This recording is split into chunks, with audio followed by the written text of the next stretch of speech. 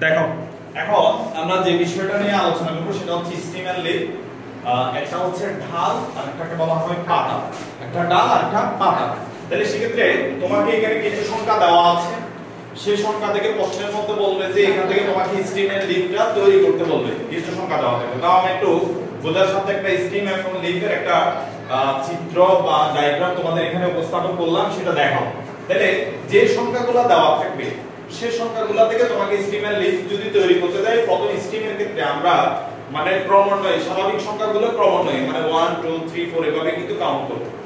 সেক্ষেত্রে এখানে যে সংখ্যাটা দেওয়া আছে, সর্বপ্রথম সংখ্যা যেটা দেওয়া আছে সেটা কত? 10। এখানে একটা স্টিম আছে আর একটা লিফট আছে। সেক্ষেত্রে 1টাকে ধরবো আমরা স্টিমে, আর বাকি সংখ্যা যেটা 0 আছে সেটাকে আমরা বলবো সেটা হচ্ছে লিফট মানে পাতা। তার মানে প্রথমে 1 হচ্ছে স্টিম এন্ড 0টা হচ্ছে লিফট। তাহলে আসো এরপরে দেখো, এটাও কিন্তু মানে স্ট্রিমের মধ্যে হচ্ছে প্রথম সংখ্যাটা যেটা, যেমন ধরো এটা 1 আছে, এটা তো 1 আছে, এটা তো 1 আছে, এগুলো হচ্ছে সবগুলো স্ট্রিম মানে 1 এর ক্যাটাগরি।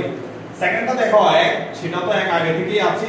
এরপর আমাদের লিভ হচ্ছে 2, তার মানে হবে কত? লিভে হচ্ছে 2। এরপর দেখো এখানে কিন্তু স্ট্রিমে 1 আছে, তাহলে কত হবে সেটা?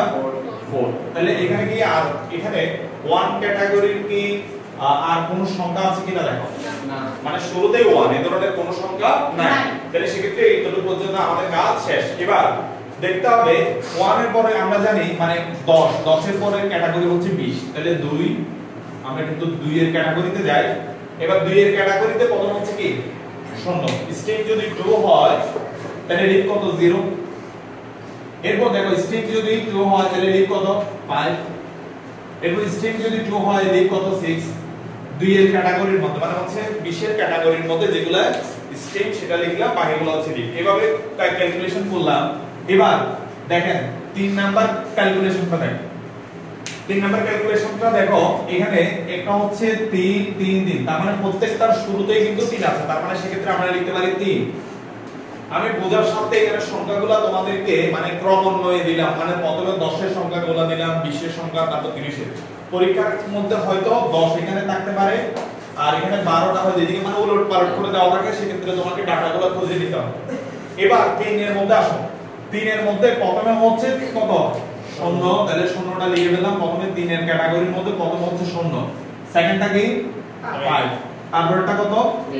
3। একটা জিনিস হচ্ছে মাথায় রাখবা, এখানে সব সময় স্বাভাবিক সংখ্যাগুলো ছোট থেকে বড় হবে। এখানে কি ছোট থেকে বড় হইছে? ছোট থেকে বড় হয় নাই। 0 5 3 ছোট থেকে বড় হয় নাই। তাহলে সেক্ষেত্রে 5 টা কিন্তু এখানে লিখবা না, সেক্ষেত্রে 5 টা লিখবে তোমরা এখানে। কথা কি বুঝাতে পারছি? তার মানে সেক্ষেত্রে তোমরা স্বাভাবিক সংখ্যাগুলো ছোট থেকে বড় আকারে সাজানোর চেষ্টা করবা। যদিও উলটপালট থাকে সেক্ষেত্রে পরে তুমি এটা সাজিয়ে নিবা। তাহলে এত পর্যন্ত শেষ, 3 পর্যন্ত। এরপর 4 এর ক্যাটাগরিতে দেখি, 4 এর ক্যাটাগরি দুইটা আছে, তাহলে 4 নিলাম। এরপর এখানে থাকবে কি? 5 আর একটা কি? 7। এরপরে যদি আমি 5 নেই, 5 এর ক্যাটাগরিতে শুধুমাত্র একটাই আছে, সেটা হচ্ছে স্টিম এন্ড লিফট 1। এরপর যদি 6 এর ক্যাটাগরি নেই তাহলে শুধুমাত্র 2। এভাবেই কিন্তু আমরা স্টিম এন্ড লিফটের ম্যাথগুলো ইজিলি করতে পারবো। তাহলে সেক্ষেত্রে তোমাকে দেখতে হবে প্রথম সংখ্যা। আচ্ছা আসো, এটা তো গেল।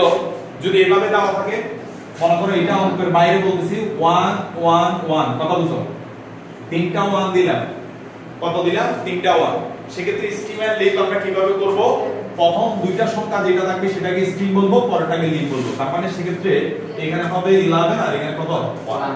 তার মানে 3টা সংখ্যা থাকলেও পরীক্ষার খাতায় সেক্ষেত্রে আমরা স্ট্রিম এন্ড লিফট করব।